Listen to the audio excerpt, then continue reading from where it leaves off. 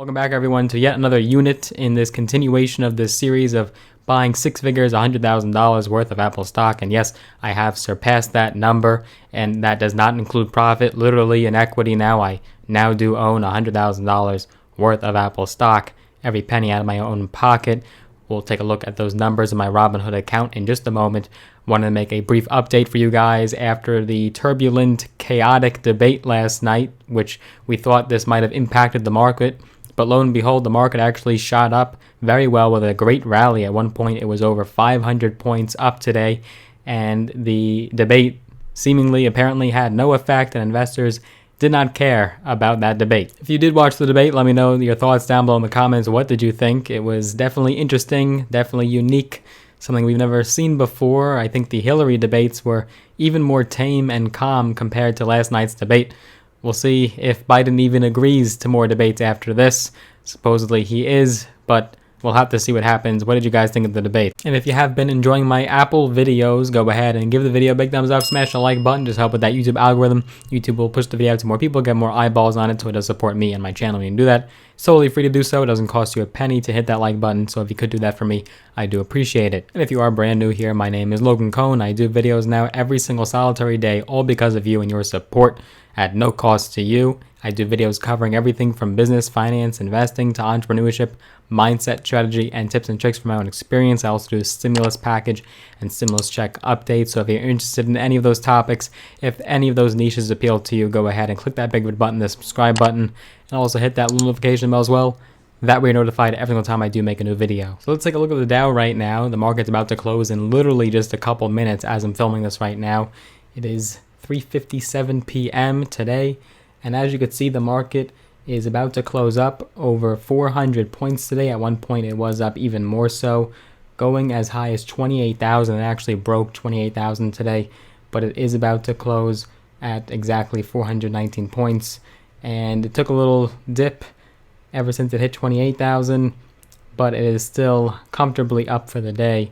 And let's see how that translates into Apple stock. Apple stock right now, as you can see, it's up 225 or about 2% for the day. It broke 116 for the first time in a while, and last 5 days it's been on a great uptrend. You could have got in just days ago at 105, 106, 108, and now it is up a lot for the last week. So this could very well be an indication that you could have bought on the dip, signifying that the formula has always stuck true. Buy on the dip, buy on the dip.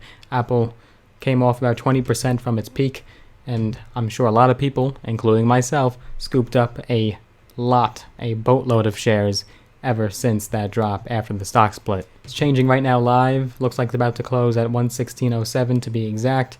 Just went up to 116.11. So over 116, about 116 for the day is what it will close at. If you take a look at the 5-day chart, we're looking at about over 10% for the last 5 days. Very, very decent return in just the last 5 days. So even if you're not holding it long term, you could have made an easy 10% by buying on the dip. And it was a very formulaic dip here because it really did come off just about 20% there. You can see it was exactly 20% from its peak.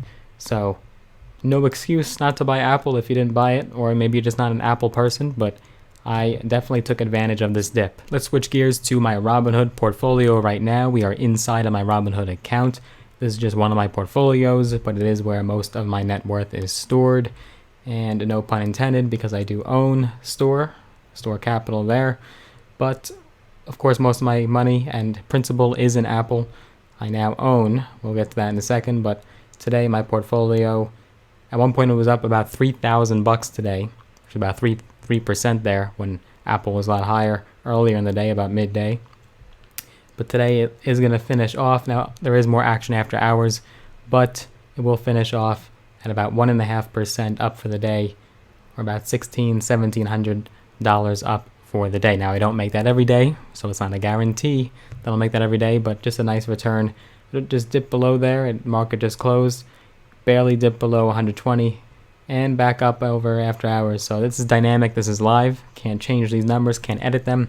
Just went back below $30, below 120. It's fun to watch, but we'll call it 120. There it is again. And when you have so much money in Apple, that's what happens. Every little tiny fraction of a penny moves your net worth substantially.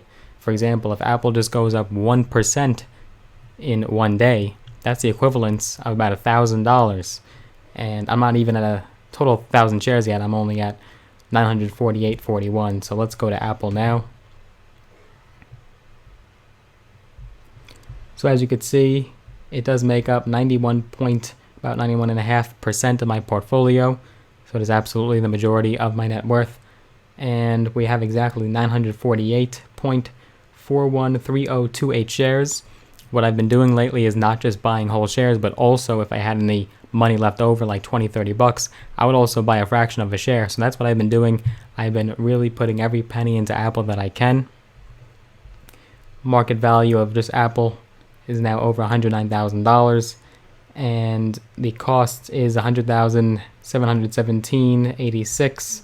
So that means that's the principal. That's exactly how much I put in ever since I've been buying it in this portfolio for about a year and a half now. So I do have over six figures, $100,000 worth of my money into Apple. That is not profit. Profit would be that 9,000 number there. We could look at the 5-year chart for Apple. Well, to get the total return, you would just look at this number right here, and you would see that number is 8,823 and change. Just change there, but about 9% return on Apple so far. But that does, of course, account for the recent drop in recent weeks. So it should be much higher, but it is still up, and I'm comfortably in profit. I think the only time I was ever down on Apple, and I don't even think I was necessarily down a tremendous amount, was during the peak of the pandemic, as far as the worst part of the market, which was March.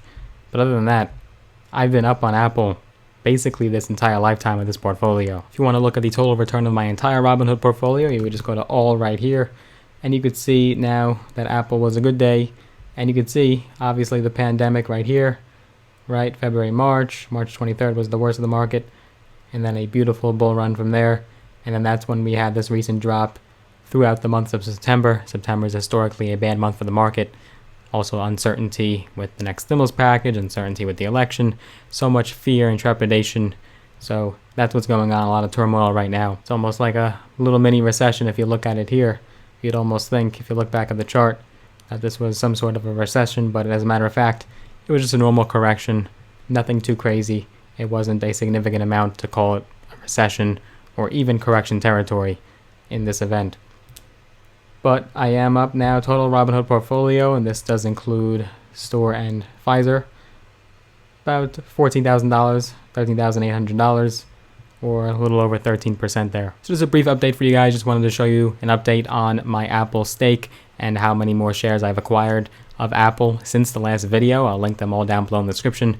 When I started buying and putting all of my money into Apple and making that massive bet, and so far, it is noticeably paying off. I am well above Apple. And by the way, I should also remind you, let's look at the average cost I have paid per share for Apple.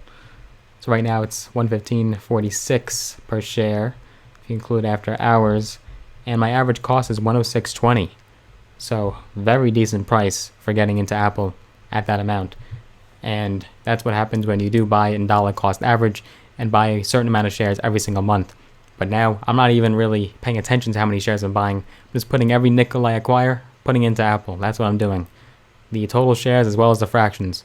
So not even counting anymore how many shares. But that will wrap it up for this video, an update on my Apple stock. If you did enjoy it, or if you do hold Apple stock, let me know down below in the comments. What stocks are you holding? Do you have any stake in Apple? What was your price? What are you at now? Are you at a profit? Are you at a loss? When did you start buying? All those details, let me know down below in the comments. But I do hope you enjoyed this video. If you did, be sure to give it a big thumbs up, smash the like button. Just help with that YouTube algorithm. I do appreciate it. And also be sure to click that big red button, the subscribe button. Also hit that little notification bell as well. That way you're notified every single time I do make a new video. Looking forward to seeing you in the next upload.